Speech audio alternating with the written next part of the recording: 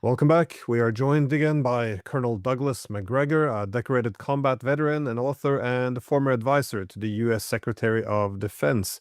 Thank you for coming back on the program. I see now that Trump and Netanyahu has met in the White House. Trump appears to have expressed some concerns about the impacts on energy markets and the global economy of the Iran war, while Netanyahu appears to be pushing the idea that it's unlikely that a deal can be made with Iran. So what is necessary is more pressure through, well, economic pressure, but also military strikes. I was wondering, is there anything to be made of this meeting? Did it have any significance, or was this essentially the path we're still on? Well, what we're hearing in terms of comments are what we refer to in English as boilerplate comments. We're not hearing anything that is particularly informative. I would say that we could reach sort of two or three conclusions. The first, unfortunately, is that Trump has once again decided not to decide anything when it comes to Ukraine. He listened to Zelensky. Obviously, he was told by his handlers that he should. He did. And they seem to have had an amicable meeting during which Zelensky wants to license the production of Patriot missiles in Ukraine, which will never happen. But by the time they did that, Ukraine won't exist anymore, in my estimation. And Trump indulged all of that nonsense and sort of waved goodbye. He's not going to stop the Congress from wasting money and time on Ukraine. So he's just not going to decide anything. It's disappointing, but I think this is something the Russians have become accustomed to. When you turn to Netanyahu, not Netanyahu showed up and I think privately said what he's always said. Now, today in the Wall Street Journal, there was an article about a 2-week plan that has been developed by Admiral Cooper that would result in another massive missile and bombing campaign that would theoretically have different results. And we continue to hear rumors about the use of ground forces, particularly against Karg Island and potentially Chabahar on the south coast of Iran. So I think whatever disagreements they may have had, I don't think there's any change in the larger direction strategically. And I have this sinking feeling that we are going to be attacking very shortly in a big way. Well, some of these attacks, though, it appears that the escalation control is not quite there. Yeah, you've seen the attacks on Iraq. I mean, this can have a lot of unforeseen consequences. The involvement of Yemen now in the war as well is deeply problematic. But especially the folks. Well, there's a lot of countries involved here. But which is it that concerns you the most now? I thought that the Iraq one, I think, is underestimated how bad this can go. But again, I'm not the expert here. Well, I think we can conclude that a couple of things are underway, one of which is this is a regional war now. This is no longer limited to Israel and Iran and the United States. It is spilled over into, as you point out, Iraq. The Popular Mobilization Forces there, the PMF, are very loyal to the Iranians that stood by them through the Civil War and virtually from the beginning of our intervention and occupation. They have their eyes on Kuwait, frankly. I think Kuwait will cease to exist when this war ends. It'll become part of Iraq. I also think that this war is spreading even to places that we're not paying attention to. There was a refinery in Egypt that was badly damaged by an unmanned system. We're not quite sure where it came from. That could have come from Iraq or any number of places. Could have come from the Houthis. Al-Ansara is now in control of the access to the Red Sea. Iran controls access to the Persian Gulf. This basically is a clear and unambiguous message that the United States Navy no longer controls either of those, and for that matter, is no longer the dominant force they claim to be. I think the second piece, and this is the most important part, and this is what I think troubles Trump more than anything else. The loss of control over the flow of oil, the destruction of the global energy complex, those things are important. But to Donald Trump personally and to his inner circle, what's at stake right now is the survival of American military, political, and economic hegemony. That's what it's all about. You'll recall all these silly remarks about the rules-based liberal international order. Well, that thing was concocted in the aftermath of Bretton Woods and the International Monetary Fund, World Bank, the instrumentalities that were supposed to be helpful and good for people in the world, and people bought that for a while, and they finally realized, as Charles de Gaulle predicted, that everything that was being developed was really a Trojan horse for American hegemonic power. Well, that's true. And what has happened over the last 30 years, as the Russians have noted and others, is that this hegemonic power expanded. And it's reached a point of intolerability. In other words, people just won't tolerate it anymore. And the acid test for this military hegemony has been Iran. And the United States Armed Forces thus far have lost. And so for all intents and purposes, the world has concluded that the world they lived in of American military, political, and economic hegemony is over. So what is Trump really doing? Trump at this point is really fighting a rearguard action. He's trying to save whatever he can of this hegemony. The reason he went back to war after signing the MOU is that he finally realized, look, the MOU is unambiguous surrender of U.S. military hegemony. I can't afford that. I can't allow it to happen. Now you have all sorts of people saying, well, if this is allowed to stand, if we cannot defeat Iran, then others will challenge us. And years ahead, we will be targets. Iran will strike us, and all this kind of crap. The possibility that most of the world will get on with itself, especially in the Eastern Hemisphere without us, doesn't seem to occur to anybody.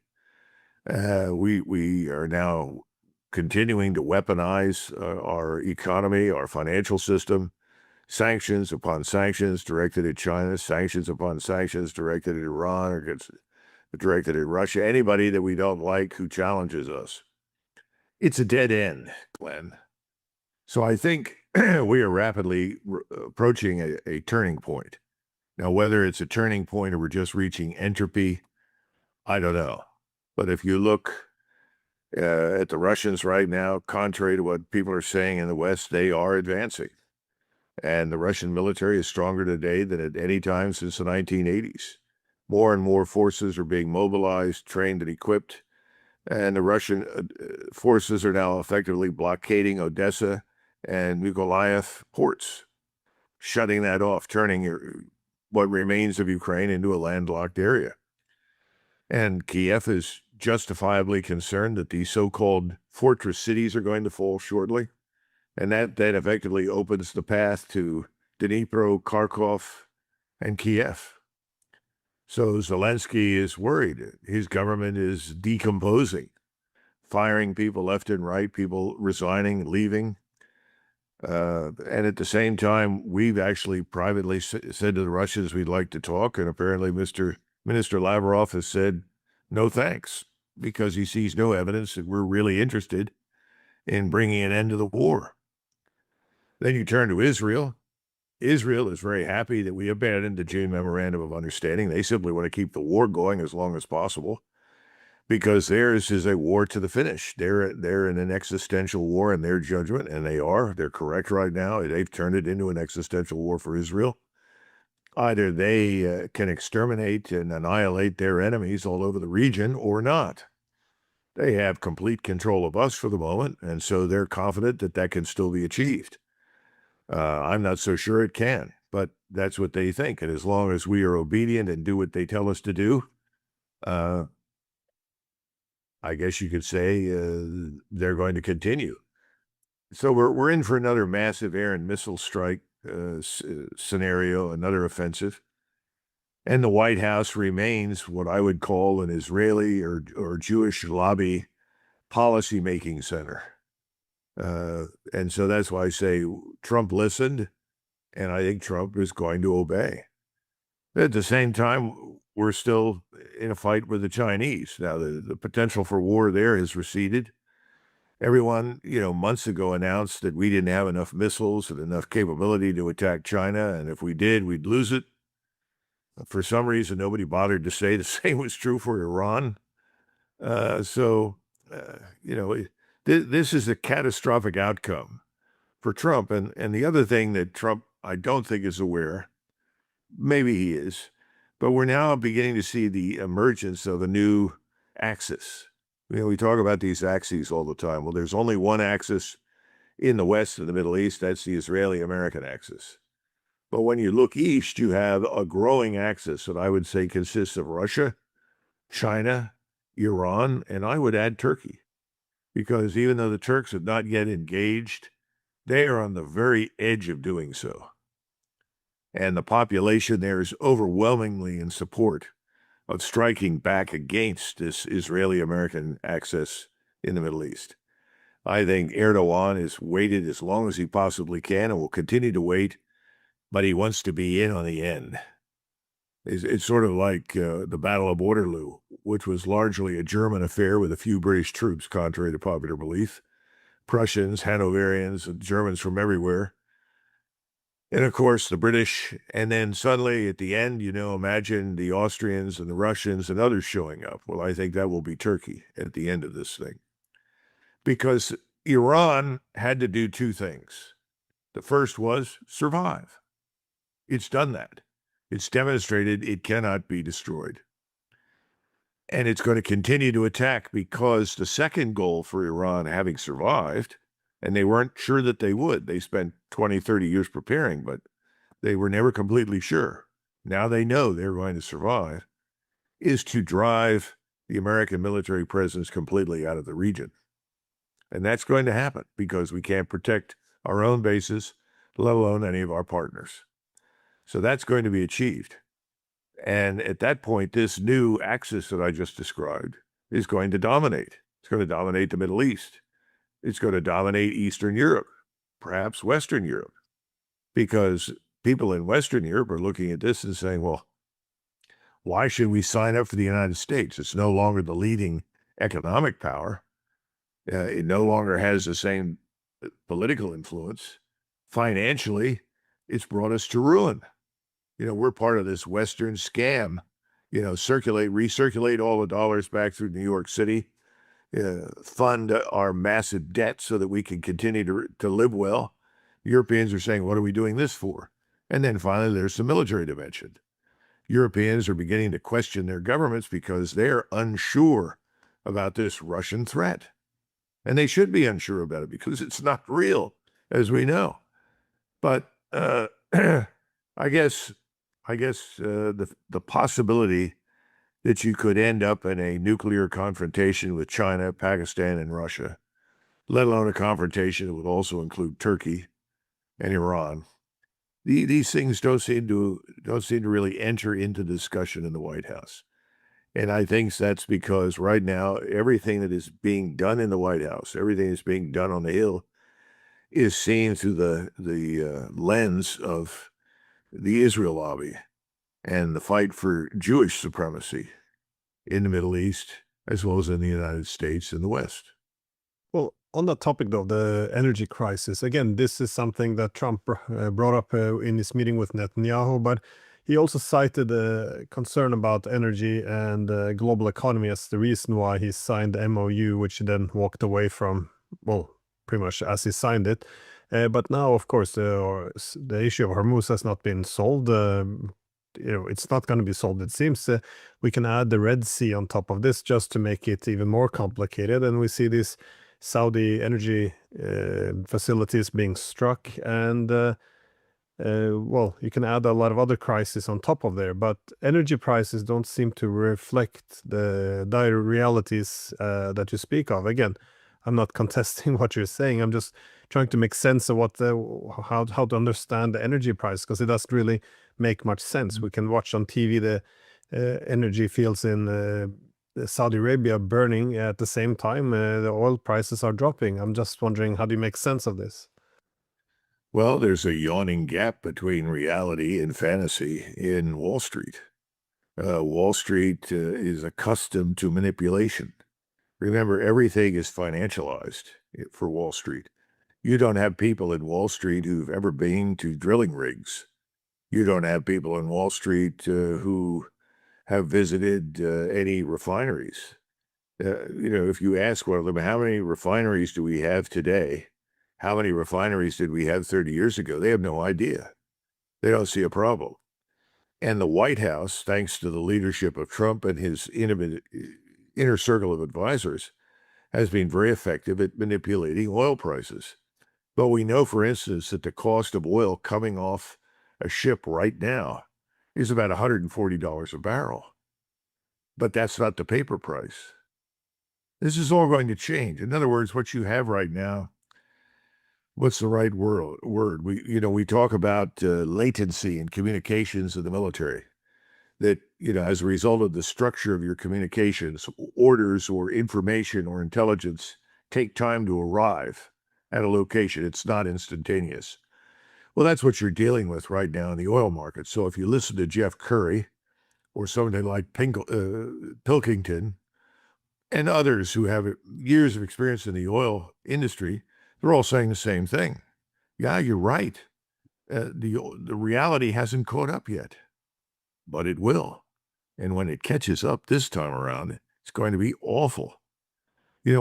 Weeks ago we said, well, if President Trump steps out of this or puts an end to it, there's a chance we could get out of this with minimal damage. 2 or 3 years, we could return to normalcy. But where we're headed right now, it'll be a decade or more. And everything is going to change. I mean, when you listen to the Iranians and others in the Middle East who are fundamentally opposed to us in Israel, they all say the same thing. Sykes-Picot is over. In other words, the structures of the past that were formulated at the end of the First World War are going away. We're going to live in a new Middle East, and it's not going to be one dominated. It's not going to be the Greater Israel Project. It's not going to be the United States. It's going to be indigenous. And the two great powers that are going to shape these things and decide these things are not the United States and Israel. They're primarily Iranians and Turks because they live there, but also Chinese and Russians, the Chinese especially, because they're the only country in the world that can help rebuild anything. We're broke. We're on the edge of a total financial meltdown. It's like a lot of things. You and I stand at the railroad crossing, and we look out and we say, see, look over there. The train is coming. The locomotive is coming. And everybody says, oh, yeah, you've been saying that for the last 6 hours. It hasn't gotten here yet. Yeah, but we can see it now. It's visible. It's coming. Yeah, right. Fine. Yeah, wake me when it arrives. Well, it's going to arrive, Glenn. So, you can replay this at some point in the future. And the people that all said, oh, I'm crazy, Curry's crazy, all these other experts are crazy, all these other military analysts are crazy, replay it. And everybody will reel in shock. Well, why didn't we do something? That will be the question. Well, the man who has to do something is named Donald Trump. And it's not a question of what he's doing. It's a question of what he's failing to do. He's just decided not to decide. And that's why you get this vacillation every other day. I'm going to destroy them. I'll hit every bridge. Okay. What difference does that make? What are you going to do? Destroy every hospital? What's your plan? What targets are going to be so important? Are you going to, we're going to seize Carg Island. Oh, that'll be good. Great. Yeah. What are all those soldiers on Carg Island going to do as they sit under constant bombardment from the Iranians? It'll be an exercise in suicide and certain death. Okay, well, then we'll destroy Carg Island. Okay, now what? There's no sense of this whole thing makes no sense. And the intelligent thing to do is to stop it. There's not going to be a public surrender by us or by Iran. He's just going to have to disengage, and he will. He'll disengage, but not until the 11th hour and not until it's too late, and only when the economy here at home is awful and is really profoundly affecting everyone in Washington. That's coming. It's absolutely certainly coming. So I don't know what to tell you, except that President Trump does not fully appreciate the limits of American air and naval power. He never understood that our military power was always structured for relatively short campaigns against opponents like Afghanistan's Iraq, Syria, Africa, people without air and missile defenses, let alone operational strike capabilities in the form of ballistic missiles. So, in addition, we have to operate at a very long logistical support system, and that's very fragile. And that's one of the reasons we're in a pause right now. So this is not a new problem. We've been dealing with this, contrary to popular belief, since the Bush administration in 2001. But that's where we are. And Trump has never understood it. And he's now going to pay a terrible price for it, I predict, politically. On your analogy, though, of the approaching train, there's another predictable disaster which nobody appears to want to acknowledge, which is the pending Russian victory. That is, I see, despite all evidence, our political media establishment still holds on to the narrative that the tide is turning in Ukraine and NATO's favor. But we now see, key territory collapsing. We see this speech by Putin, in which he has seems very confident. We hear from Moscow that they're quite angry and ready to take the gloves off. They have no trust more in diplomacy, which means that they will go for a very brutal victory instead. And I guess in this context, we now see General Surovikin, also known as General Armageddon, being reintroduced. I was wondering, what do you read into this? Well, the last few days, we've had a speech by Putin to a very large audience inside the Kremlin, and another presentation with veterans, primarily Navy, naval officers, as I understand it, based on the uniforms. They were both important because President Putin signaled, that things are about to change. He pointed out that to this point, we have moved very methodically, deliberately, for various reasons. Obviously, this is probably the man in the history of Russia that has been most concerned about Russian lives of anyone I can think of over the last 1,000 years, which is a credit to him. But he pointed out that he said, I have had to be very cautious because of the economy. I wanted to preserve the structure of the economy, the standards of living, our prosperity. And we had to accept the fact that the buildup to the point where we are now with the kinds of forces that we have and capabilities would take time. He said, we've accomplished all those goals. We're doing very well. Frankly, all these sanctions that people in Washington love because they feel noble and moral for doing it are irrelevant and have had little to no impact on anybody. People have all learned how to circumvent these sanctions and get on with life, especially Russia. And he said, I've talked to veterans and they said, we need to be more bold. In other words, let's get on with this. Let's crush this enemy and be done with it. Then the next day he spoke, or I guess it may have been later on that day, he spoke with these veterans and he went further and he said, perhaps not this week or tomorrow, but sometime soon, these lands in Western Ukraine will probably end up being Polish, Hungarian, Romanian, again, Slovakian. A lot of people became very upset over that, and you had the Poles say, oh, no, we want nothing to do with that. But in truth, he's going once again back to something that we in the United States ignore at our peril, and that is history and culture and language and people, identity. And I remember during the Kosovo Air Campaign, there was a question that came up about why both Serbs and Croats were so opposed to the rebuilding of a mosque in Banja Luka. And so I asked one of the German general staff officers, who incidentally is now a major general, he may be retired by now, very able man, and I said, help me out. I don't have time to research this myself, find out what the issue is. And he did, came back, wrote a very short paper, only a couple of pages long, handed it to me the next day, and sure enough, it turned out that the Banja Luka Mosque had been erected with the money that the population of Eastern Slavonia had collected to buy back the head of an Austrian nobleman who had commanded the defense of eastern Slavonia against the Turks. This was in the early 1600s. And the sad part was that this particular man had been commanding that area for years. Everybody in eastern Slavonia loved the man because he protected them from the Ottomans.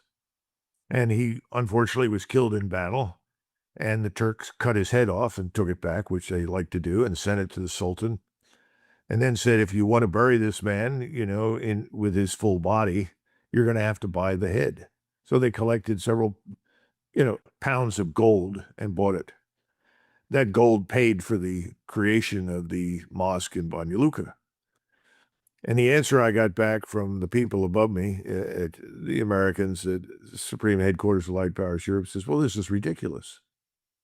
That happened 300 or 400 years ago. Who cares about that? Doesn't mean anything. I said in the Balkans, that was yesterday. We don't understand Europeans.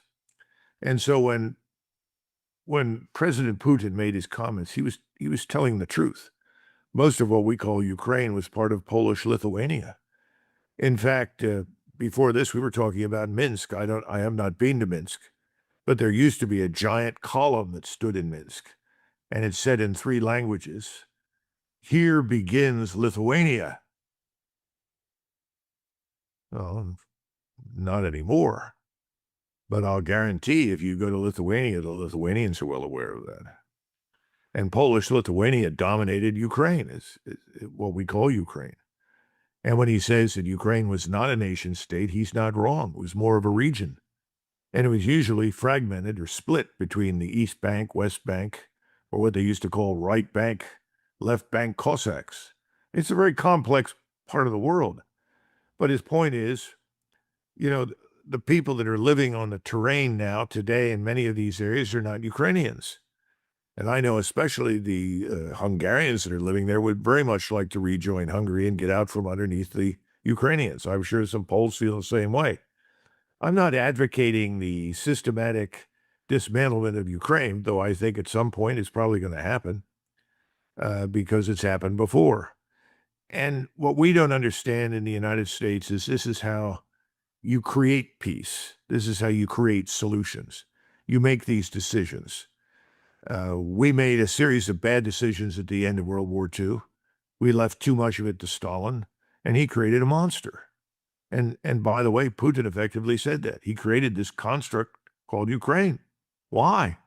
Because it's false. It's not real. It's not historically accurate. And a friend of mine was just telling me, who came back recently from Europe, that I guess there was a demonstration put on somewhere by Ukrainians.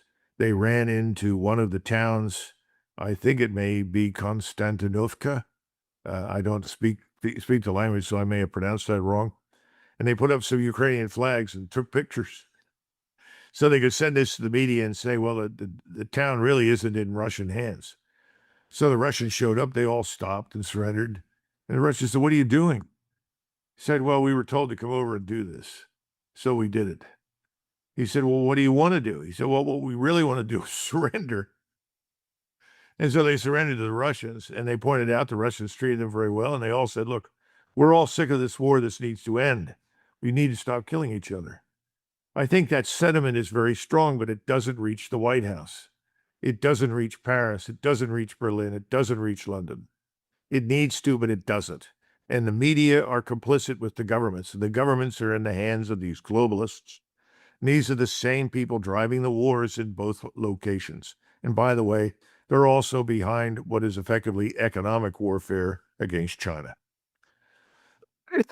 So I don't have an easy answer, but I think it's all going to collapse because we're broke.